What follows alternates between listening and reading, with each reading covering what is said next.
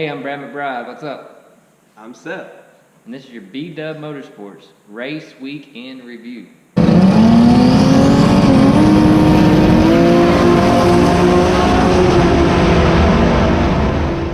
We were doing some car maintenance after the race today, and we just want to share with you guys what's went on in the past week, things we've changed, things we've fixed, things we've learned, and even some people we've met. So, Seth, why don't you start us off about where we went Friday on our way down, relaxing the evening to Galot Motorsports. Friday afternoon, we went to Cary, North Carolina, and stopped by Black Forest Industries and met a few of the guys there and got a brief tour of the shop. They showed us around a few things, and we pulled the car out and let them take a look over the car and got a tour of their shop and their facility.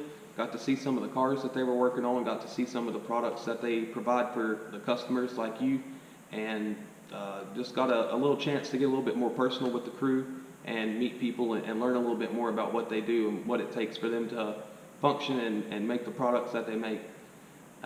They asked to see the car towards the end of the afternoon with our visit with them, so we pulled the car out and we let the employees get an up-close and personal look at Blitzkrieg and some of the knickknacks that we've got going on with the car and some of the stuff that Brad's designed, and just kind of let them see what we were working with and what Brad has created here.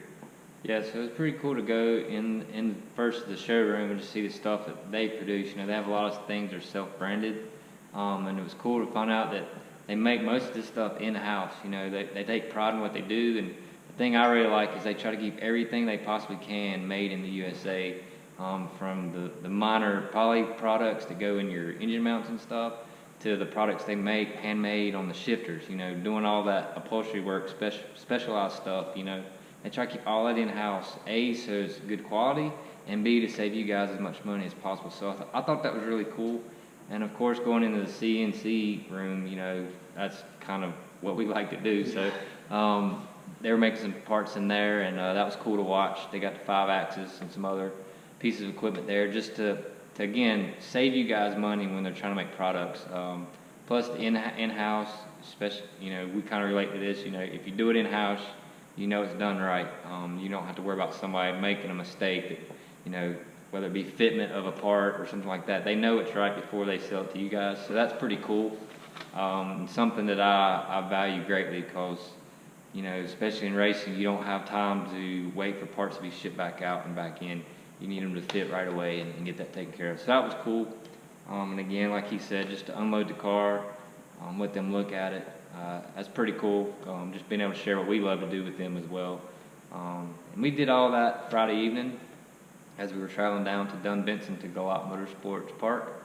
And we got to the drag strip around 7:30, 8 o'clock, I believe. Something like that. It just started to get dark. Yeah. Starting to try to get dark on us. Yeah, so we got set up and got ready for Saturday, and that had a good night's rest. But Saturday we're looking forward to it because we had made a lot of changes in the past week. I've been really studying our suspension system. I know we've been on the verge of getting it right for a long time, but I just didn't know which direction to go. So I talked with some people, got some information, got some numbers, actual numbers that I could just grasp onto, and I just decided I was going to swing for the fences this week and try something. And first pass, we realized that we hit it. You know, the suspension did what we wanted to do. There'll be some video footage for you guys to see of that. But the suspension did what I've been trying to get it to do for the past 2 years. I know you've been to a Volkswagen show and you've seen me. You know, I might hit it the first time, second pass, I might just blow the tires off. And that's not what you want in drag racing. You can't give the opponent the opportunities to take advantage of that. So just to be able to get that suspension separated and plant the tires hard, we picked up over 1,300 of a second in a 60-foot on our very first pass. So, you know, you imagine knocking 1,300 off your run with just one change. It's pretty incredible for me, especially when it's struggling for 2 years to get that right.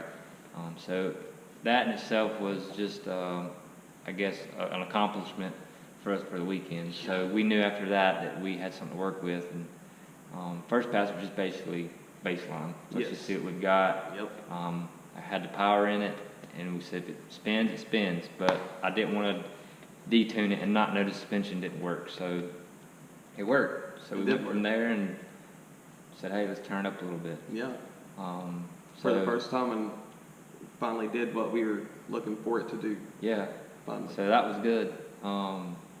First round of qualifying, I always think it's funny when you're up there and the guy that's supposed to run you doesn't want to run you.